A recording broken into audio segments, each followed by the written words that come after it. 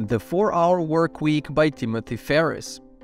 When this book first came out, it caused a lot of skepticism among people because it goes against the common belief that in order to be successful, you need to work very hard, put in extra effort, and work overtime. However, the author discusses an alternative route to success in which it's not important to work hard. In fact, you should focus on working smart in order to design and live a lifestyle you truly want. The book went through a tough road until it managed to see the light of day, since it was turned down by 25 out of 26 publishers until Crown Publishing Book offered Tim a contract and the book was published.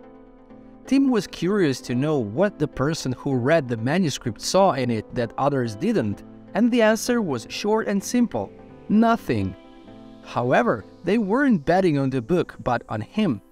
They believed that with his determination and self-discipline, he would do anything and everything he possibly could to make the book successful, and the rest is history.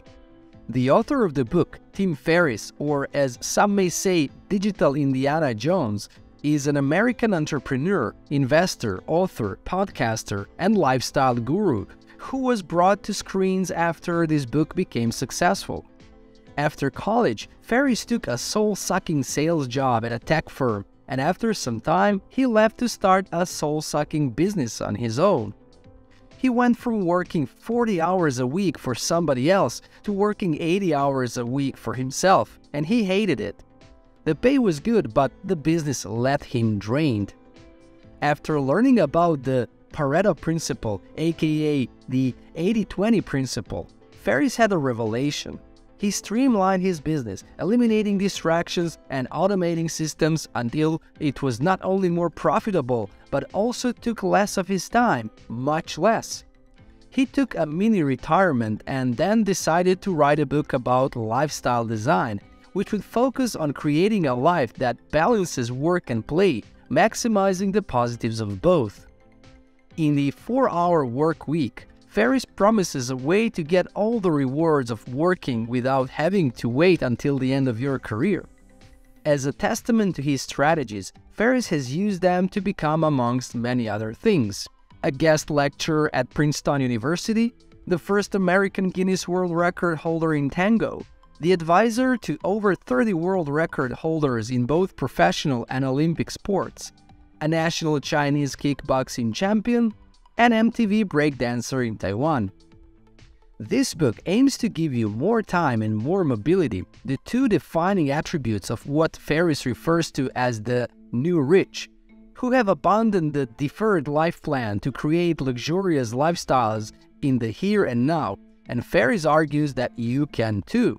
He states that people don't want to be millionaires. In fact, what they actually want is to experience what they think only millionaires can buy. So the question is, how is it possible to achieve the lifestyle only millionaires have without having millions of dollars in your bank account? Over 5 years, the author set out to answer this question and has laid out the key to separating income from time. Therefore, the 4-Hour Workweek is not about how to save or about finding your dream job. It's about how to free up the most time and automate your income.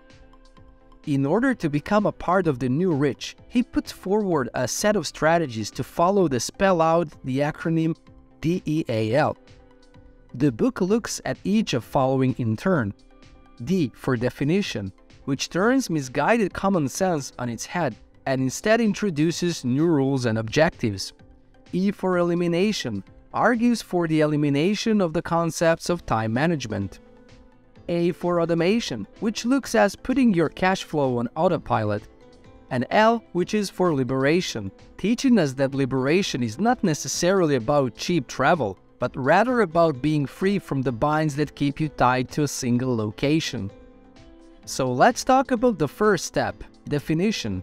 He argues that the defining feature separating the new rich from what he refers to as the deferrers is their goals and their philosophies. For example, the new rich would say that they want others to work for them, while the deferrers would state that they want to work for themselves. So the deferrer would be a guy who tends to be so miserable and so negative, but disputes his current situation and still opts to choose to remain that way because they fear going out of their comfort zone. He says that deferrers' desire to chase money is rather foolish because if you can free up your time and location, your money will automatically be worth 3 to 10 times more, as you would no longer be paying rent. Ferriss had experienced this method himself, which is why he is so certain about the way it works. He had chartered private planes over the Andes, enjoyed the finest wines in the world, and lived like a king in a private villa, which all cost less than paying rent in the US, which is why he states that money is multiplied in practical value according to the 4 W's: what you do, when you do it, where you do it, and whom you do it with. This means that an investment banker making $500 a year for 80 hours a week is less powerful than a member of the new rich working 20 hours a week for $40,000, but who has complete freedom over the when, whom, where, and what of their lives. It's the ability to choose that is our true power, so this book is all about identifying and creating these options so that you can make more money while working less. The author teaches us that when the world seems to be defining or solving a problem in a way that continuously creates subpar results, you need to ask yourself what would happen if you did it differently. For example, when he was working in a sales department, he realized that most of the cold calls didn't get through to their intended recipient, which is why he decided to only call businesses between 8 and 8:30 a.m. and between 6 p.m. and 6:30 p.m. By doing so, he managed to avoid these secretaries and voicemails and still got twice as many meetings as his colleagues who were calling from 9 a.m. to 5 p.m. Uncertainty and prospect of failure prevent people from trying new things, and the majority will choose unhappiness over uncertainty. Ferriss suggests that if fear is preventing you from making a choice, imagine the worst-case scenario in detail. Then work out how you could salvage your life if the worst came to pass. This is a technique he used when he was unhappily working 15-hour days to run his company and was debating whether he could take a holiday or not. In the end, he realized that if the worst happened, it wouldn't be fatal because he would survive and be able to get back on track. He also states that doing the unrealistic is easier than doing the realistic, as 99% of the world believes they are incapable of achieving greatness, so they aim for a mediocre life. The problem that causes this to happen is that the level of competition is fiercest amongst those battling to achieve realistic goals. Therefore, there is less competition for bigger goals. But the real challenge is to work out what you want. To make what excites you your focus, follow this threefold process. Shift your goals from ambiguous ones to defined steps. Make your goals unrealistic so that they can be effective. Focus on activities to fill the vacuum of work once it's removed, because living like a millionaire requires doing interesting things and not just owning things. Step 2 is elimination, in which he utilizes Pareto's 80-20 principle. The idea is that 80% of output will result from 20% of input. This can be applied everywhere, from wealth distribution in society to company profits relative to their products and customers. So he suggests slowing down and often remembering that being busy is a form of laziness, as it prevents you from thinking. Being selective in what you do and even doing less is the path of being productive. By working out which 20% of your sources are causing 80% of your problems and vice versa, you can adjust your life accordingly. In addition to the 80-20 principle, Ferriss utilizes Parkinson's law and basically suggests that you should shorten your work time and limit your projects only to those that are important. Now, when it comes to diet, he suggests that to move forward as part of the new rich, you must learn to be selectively ignorant. It's essential to ignore all information that is irrelevant, unimportant, or unactionable, since most information is time-consuming and redundant. You should critically assess what you look at, read, or watch daily and establish whether it's contributing to your goals. Therefore, he offers a 3-step procedure to help you eradicate useless information from your life. First, go on a 1-week media fast immediately. This means no newspapers, magazines, news websites, television, non-fiction books, and unnecessary web surfing. Second, develop the habit of asking yourself if you will use this information for something that is both immediate and important. And third, learn when to stop absorbing. So, if you're, for example, reading a poorly written article, don't continue to read it.